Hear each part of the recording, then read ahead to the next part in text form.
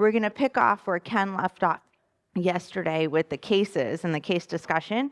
As you may or may not remember, he went over that spit, a way of kind of approaching things. Who uses that normally or has heard of it before yesterday? It's pretty neat, right? The T, for me, I use it with residents in training. The T was always what's treatable, but I like this better because it's what treatment can I do right now? What test do I need to order right now before I go back to your differential? Very firm believer in your differential and your H&P are what leads you to your diagnosis, and continuing to revise it and going through the recommended stops, I think, is also a great reminder. No matter how long we've been out of practice, I think it's always, or out in practice, it should be a cool thing to just revisit every so often. How can we be that much better for our patients? So our first case is going to be a 67-year-old female who's brought to the ED by her daughter for personality changes, bruises, and a skin rash that she noted. The patient lives by herself. The daughter lives out of state, but calls her regularly. And the patient's a little bit of a recluse, according to the daughter. She called her and had noted that she was getting increasingly irritable. She wasn't quite herself, so she came to town and she wanted to check in on her and see how she was. When she came in, she said that the patient had been complaining of being tired all of the time and was hurting all over, her arms and legs specifically. When she saw her, she saw that she had a rash on her and she had bruises on her forearms, and that her mom had a really foul-smelling breath, and she was irritable and she was just sitting in her chair. And when you try to obtain a history from the patient, so you're seeing this patient and the daughter is with her, when you're trying to obtain her, she's just frowning and uncooperative. She answers some questions in single words or short phrases, but she really isn't giving you a whole lot more than what the daughter has given you in the history. She doesn't have any medical problems. She takes no medications. She has a history of depression, but doesn't take any current therapy and no medications right now. And she doesn't smoke, drink, or do any drugs. When you examine her, she's alert, a little unkempt, and she appears older than her stated age. Her vitals are normal. She's oriented. Her HENT exam shows some swelling and red discoloration on her gums, some foul-smelling breath, but otherwise is normal. Her skin shows a non-patterned, scattered bruising for the buttocks and forearms, and red spots on the lower extremities. So you can see pictures. I would venture to say that this image of the gums might be a little bit younger than stated age, and the patient's a little bit older than stated age, but use your imagination. Heart, lungs, abdomen are normal. Neuroexam's normal, except for her mood. She's kind of just downcast. What is your spit for this patient? What's serious? What could be going on with her? ITP or TTP, great. What else? Vasculitis, sepsis, vitamin deficiency? Excellent, vitamin deficiency. What else? Leukemia, excellent. What else? It's my favorite question to ask, so I can keep doing this all day. What else? What? Liver disease, sure. What else? Porphyria, excellent. I've been looking for acute intermittent porphyria forever. I love porphyrias. What else? DIC, what else? Do we think anything CNS?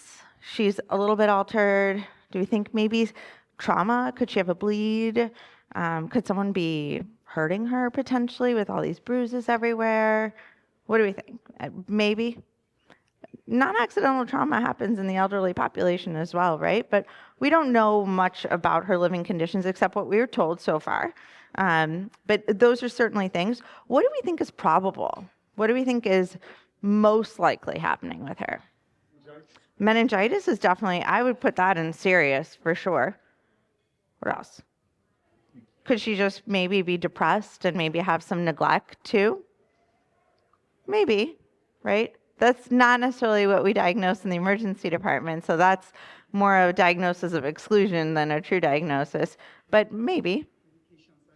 Medication side effect. Is she taking something maybe that she's not telling us? Or maybe could it be if she's depressed, could this be a suicide attempt, an overdose of something? A lot of times, and maybe this doesn't happen to you and it only happens to me, but I ask, do you take any medication or do you have any medical problems? No. What medicines do you take? And then, oh, I have a list. Okay, great. Or do you take any ibuprofen? No. Do you take any Motrin? Oh, yeah, I took Motrin. So sometimes people, one, they don't consider that they have a medical problem anymore if they're treating it, right? One. And then two, sometimes they don't know all the names to the medications. We use generics. They only consider the brand names. They don't consider over-the-counter medications or supplements to be part of the medications that you're concerned about, right? So we don't know what else she could potentially be taking. And then what would be interesting if this was it? If she presented like this, what would be something cool that maybe we haven't seen in a long time or kind of would fit the box here? Scurvy sure would. Why'd you say scurvy? Because it looks like scurvy. Well, that's a great reason for it to be scurvy. Certainly, that would be a really probable and interesting thing, right? She lives at home alone, isn't maybe really taking great care of herself, maybe not getting all of her vitamin C. Vitamin C is something you have to take in, so a very basic diet, right? Maybe she's not getting it. So and definitely possible. A couple different systems are involved, so we'll keep that on there. What do we want to know right now? What would be a test or treatment you would want to implement right now?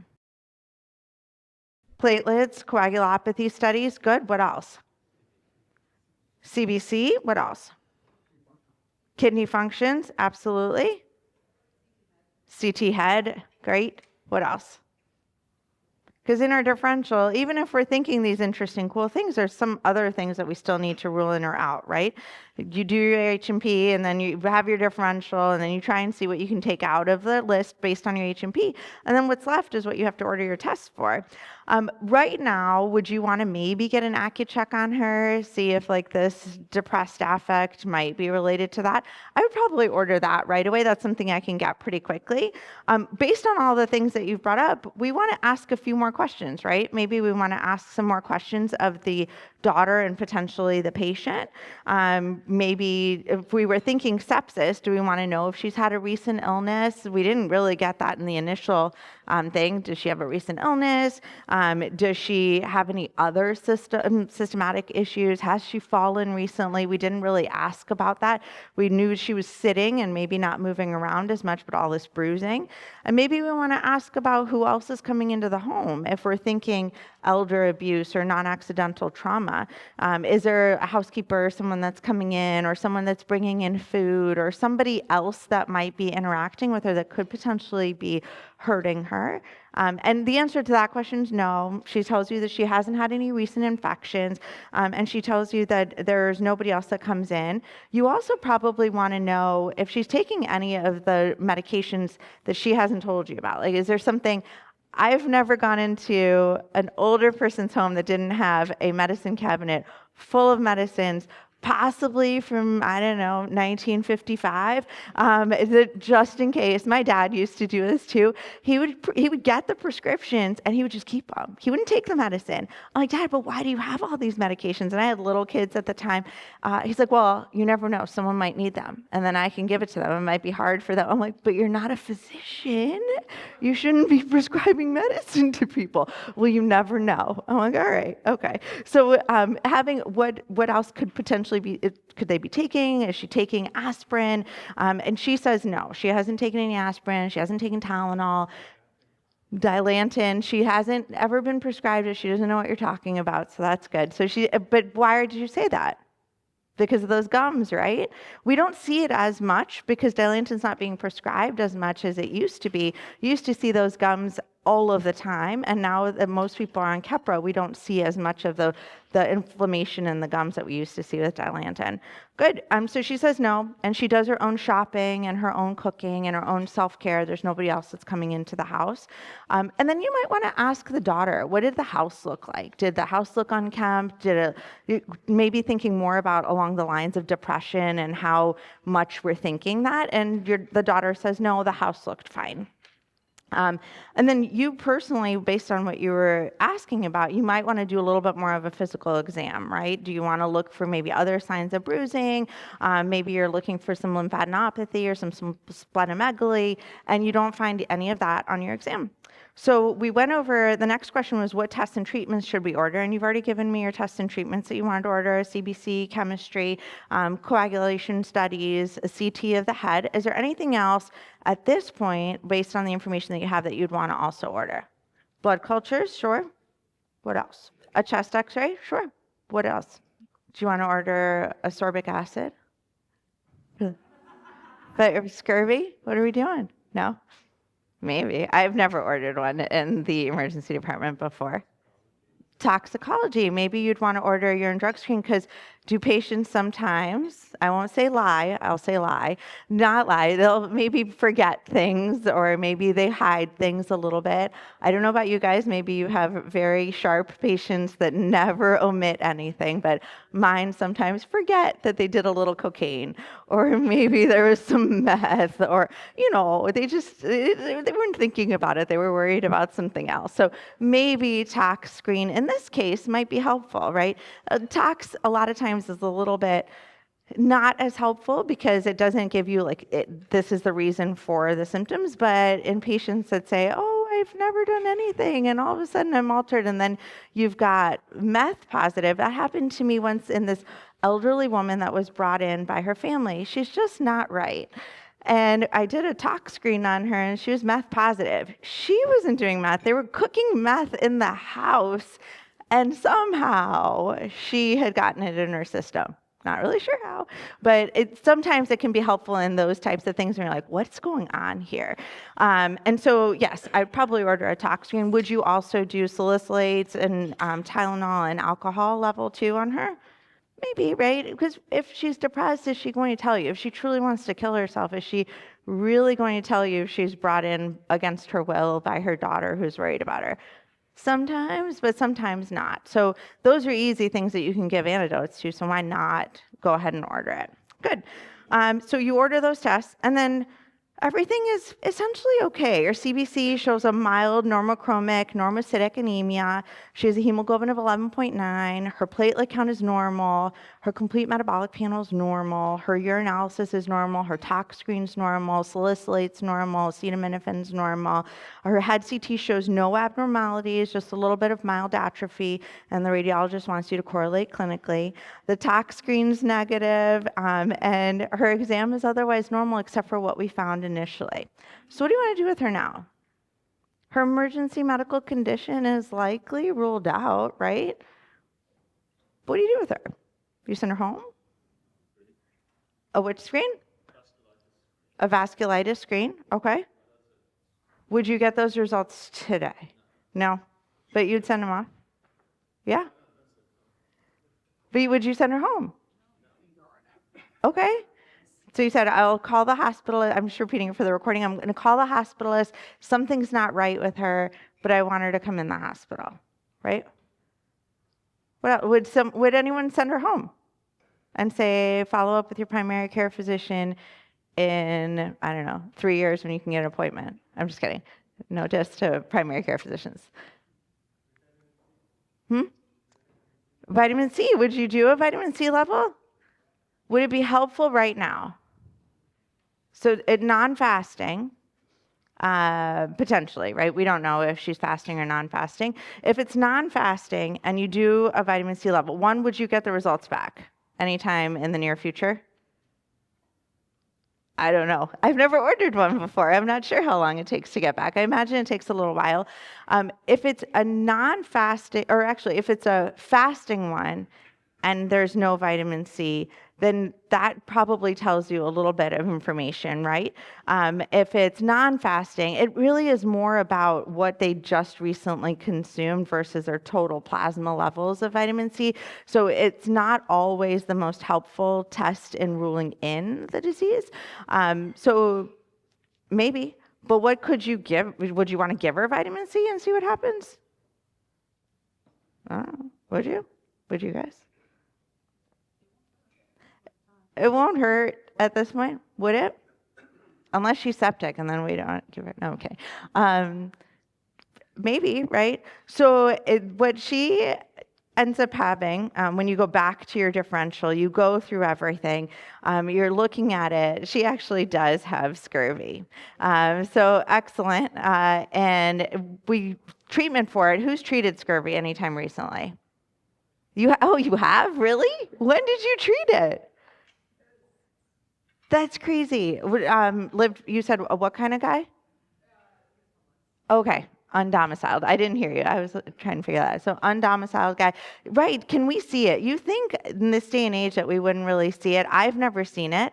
Maybe I've missed it, but it's actually probably more common than you think. You probably just think of guys out on ship, right? But I don't know. Yesterday I was texting with my husband because my daughter is 8.5 and lost a tooth. And I'm like, is she supposed to be losing that tooth?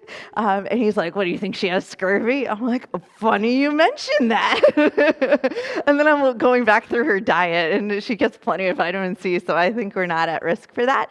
But it's funny because it's not the first thing you think about, right? But she's altered a little bit.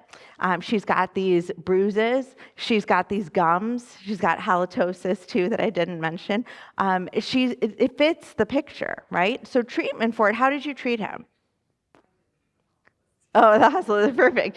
So the treatment for it is to give high dose vitamin C for the first week, and then based on male or female, then you would give them daily vitamin C. So high dose would be 250 milligrams by mouth every day for the first week, and then after that you do 75 milligrams per day for women, and you do 90 milligrams a day for men. But exactly. So what the point was that it could be malnutrition and malabsorption, so potentially do IV vitamin C in some of the elderly patients that you think it might be a malabsorption issue versus just malnutrition, but it could be a combination of both, right? So you give her high-dose vitamin C in 2 days, the bleeding stops, and you have your diagnosis, and then she's on vitamin C going forward. But it takes a little while to get to this diagnosis, right? And we did all the appropriate workup because we're thinking, could this be a bleeding disorder? Could this be sepsis? Could this be any of these other things? And ultimately, if you would have sent her home, would you have done something wrong to her? No, probably not. You just didn't get a diagnosis. She's otherwise okay, and you know that there's more tests that need to be done. But this might be the only touch point. So if we can take that time to do the spit, to stop, we might be able to be the ones that can get the diagnosis. That's a simple treatment that we can get her on the right path. So it's worthwhile, I think, to try and give that person just a little bit more time. I don't think anyone would fault you if you would have potentially sent her home and said, I don't know what's going on. She's okay. You just need to follow up in the outpatient setting. But other patients you might see it in, smokers, patients who don't have the ability to get their own nutrition, right, and get good nutrition, they kind of eat what they can. So folks that are undomiciled, they might be a population you would think about it in, because they're not necessarily like half the other population who's like, I'm taking my vitamins every day, right? It might be very low on the priority list to make sure that they're getting their vitamin C. All right, so our next case is a 50-year-old man with a history of asymptomatic mitral regurgitation, Hodgkin's lymphoma 20 years ago, treated with chemo and radiation therapy, in remission since then. And he's come in for a 5-day history of shortness of breath. He said it came on gradually initially, just with exertion, but now he's noticing it even when he's at rest. He has no chest pain, no cough, no fever, intermittent problems with congestive heart failure due to the chemotherapy he received when he had lymphoma and he was being treated for it. He takes medications for it, has had no changes in his medications. He's been taking it regularly, and he hasn't increased or changed his salt intake either. He says he doesn't drink, he doesn't do any drugs, he doesn't smoke, and the medications he takes are furosemide, lisinopril, and potassium. On exam, he's well-developed, middle-aged male, no acute distress, he's alert and oriented. His vital signs are normal, with the exception of a room air pulse ox of 95%, which I think is normal. But they placed him on oxygen, and the oxygen improved. And his HENT exam was normal. His neck exam shows some JVD, and the lung exam shows diminished breath sounds at the bases and a loud holosystolic murmur. His abdomen's normal, no hepatosplenomegaly, and extremities show mild bilateral pitting edema. What is the serious thing that could be going on with this patient? Congestive heart failure, myocarditis, excellent. What else? That's probably also probable, right, that it's congestive heart failure. And you said lymphomas coming back, right? To me, it's cancer till proven otherwise. I told you, people either have non-accidental trauma, cancer, or a foreign body somewhere. No, I'm kidding. So cancer is also up there, right? Could it be cancer that's come back? Sure. What else? What would be interesting? Something, go ahead. Ah, excellent. Right. Tamponade. And if you don't think it, you're not going to diagnose it, right? Did you do a bedside ultrasound? Awesome. Very cool. So definitely cardiac tamponade, right? What else? Anything? What about Chagas? Chagas disease. I don't know. If you don't think it, you're never going to rule it in or out, right? Maybe, right? And then what would you want to know right now for anyone? Or do you want to do any tests or any treatments? An echo, right? I want a full echo. I need to know what the ejection fraction is right this instant. How probable or possible is it to get that in your site, at your site immediately? You can get an echo right away? Oh, there you go. Good. For the most part, you're learning how to do it on your own with your bedside ultrasound, right? And looking and doing like a dirty echo almost, right? Sure. So you want an echo right now, or you want to have an ultrasound, take a look at this patient right now, right? They're on their way. We'll say that. Good. The oxygen is placed on the patient. I don't know that I would necessarily put oxygen on 95% O2 sat, but the oxygen was placed on the patient. Based on your differential, is there anything else that you would want to know about this patient? Are there other questions you want to ask him? Weight loss, right? If you're thinking the cancer's come back, right? You want to know other things that have happened. So weight loss, what else? Did he recently have chest pain? He says no, but good. What else? Maybe if he traveled anywhere, night sweats potentially, like you'd want to know about too, right? Good. And so he says no recent travel. You might also want to know if he was hospitalized recently. So sometimes patients will have been hospitalized and maybe there were medication changes done. But if you don't ask about how long it's been since the medication changes, that might be part of it. Or have they been receiving their medications? Was there a time frame? I had a patient the other day who presented very similarly, and she gets her medications from somewhere that they ship them to her, but she hadn't had them for 2 weeks. She'd started taking them again, so when I asked her if she's taking them, she said yes. There was a 2-week time period where she wasn't taking her medication, and she was in overt heart failure. So maybe sometimes teasing out those little questions. And then maybe you'd want to know if he's had any procedures recently, right? And maybe if you're thinking of myocarditis or endocarditis, potentially you'd want to know about what? IV drugs, right? Maybe recent viral illnesses. So we asked about chest pain. We asked about cough or fever now. But remember, we talked the other day about the viral illnesses and causing kind of worsening of already their symptoms sometimes in folks. So he says no to recent viral illnesses. He says no to procedures. He says no to IV drug use because this is not going to be an easy case. No, okay. So he says no to everything. What did you say? A PE? You're worried about a PE too? Dental procedures, excellent. He says no to dental procedures, and he says, I don't know if I have a PE. No, what questions would you want to ask him? That's not a question. So he said, do a CAT scan, which is not a question. But maybe you want to ask a few things, right? Did he have a sprained ankle? So maybe he didn't have a procedure, he didn't have anything, but he was laid in bed for 2 weeks and now he's just getting up and moving around, right? We don't know. He's answering your questions. He's just not giving you any more information than what you're asking. So he says no recent time where he was laying and not moving or mobile. He hasn't traveled anywhere. He hasn't been out of the country. No recent long car rides. No unilateral swelling to his legs either. Good. Awesome. So what do you want to know? What treatments do you want? What do you want more than anything besides an echo or a CT? What else do you want on this person? What's a little bit of a quicker test to get? A chest x-ray. What did you say? EKG and a chest x-ray. Excellent. So your chest x-ray should be on your sheet that you guys see in front of you.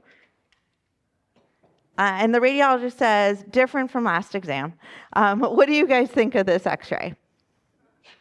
It looks like a mass. You don't like that. What else? Effusion, cardiomegaly. Excellent. So big heart, pleural effusions. And what is that thing in the right side? It looks like a pacemaker, but would it be over there? No. What is it? Mass till proven otherwise. Okay.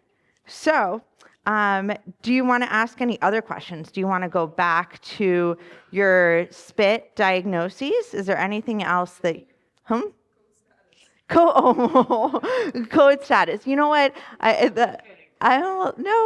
It's a great thing to ask, right? Better to ask before the patient is super sick when in part of your regular exam to understand and know what their wishes are. Certainly, I think that'll make their blood pressure go up a little bit when you start asking the question. So how do you ask that question? But it's an important part of what we do, right? An important discussion to have. What else do you want to do or ask? Do you want to revise anything? Is there something that comes up or down on your differential?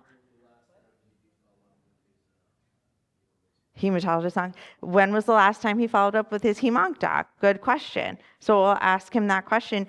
And he says, not long ago. I'm not sure, but he told me I was good. So I haven't followed up with him in a little bit. So you decide you want a little bit more information on this mass, right? What are some things you can do to evaluate this mass a little bit more? Now you get that CT. Yes, what else could we do? I held you off on your echo, but sure, you could do a CTPA, but you also have your bedside tool potentially, right? Your ultrasound. A lot of studies are showing that ultrasound's even better for diagnosing congestive heart failure than an X-ray, right? So could you use an ultrasound to evaluate this mass potentially? Right body habitus, maybe, right? Bless you.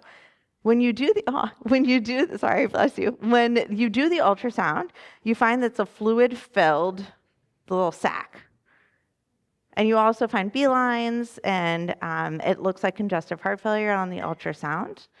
So what is this? He does seem fluid overloaded. So what's his furosemide dose? Do we need to increase this? Well, and then when you talk to him some more, he's like, well, maybe I'm not taking it as I'm supposed to because I kept having to pee in the middle of the night and I really wanted to stay in bed, right? Does that happen ever? So yeah, I'm taking it, but I decided I just want to take it once a day. I don't want to take it twice a day. And maybe I've made adjustments. So he's like, oh, my wife will be here soon. She'll tell you how much I'm taking. Does that happen ever? All the time, right? Exactly.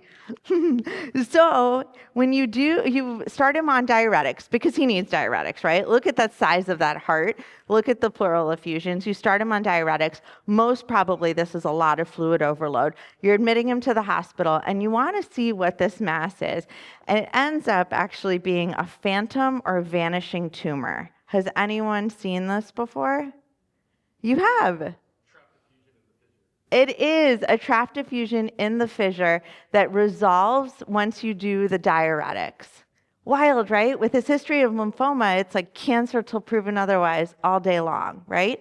But it's actually, it's nothing. It's not nothing because they're usually pretty fluid overloaded in order to get there. And so you follow up while he's in the hospital, the x-rays shows improvement, and then you did the CT, also doesn't show a mass, and then about a month later, he gets another follow-up x-ray, and it's completely gone. It has vanished. Pretty neat, right? He didn't because I waited, and then I told him once I had the results what it was. We're up at time. There is one more case in there if you guys want to take a look at it. You can go through the exercise that we did and then test yourself at the end of it. The answers will be there at the end. Thank you, guys.